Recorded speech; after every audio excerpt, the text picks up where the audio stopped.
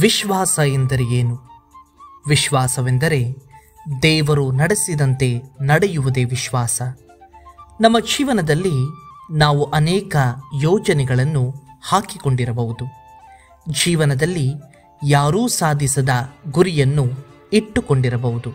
ಆದರೆ ನನ್ನ ಜೀವನದಲ್ಲಿ ನಾನು ಅಂದುಕೊಂಡಂತೆ ದೇವರು ಆಶೀರ್ವಾದಗಳನ್ನು ನೀಡಬೇಕು ಎನ್ನುವುದು ವಿಶ್ವಾಸವಲ್ಲ.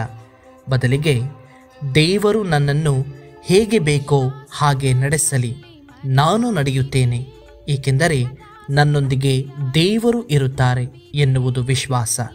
ಆ ವಿಶ್ವಾಸದಲ್ಲಿ ನಾವು ಆಳವಾಗಿ ಬೇರೂರಲು ಭರವಸೆಯಿಂದ ದೇವರ ವಾಕ್ಯದ ಬೆಳಕಿನಲ್ಲಿ ನಡೆಯೋಣವೇ? ಮಧುರ ಮಧುರ ಯೇಸುವೇ ಹೃದಯ ಮಿಡಿದು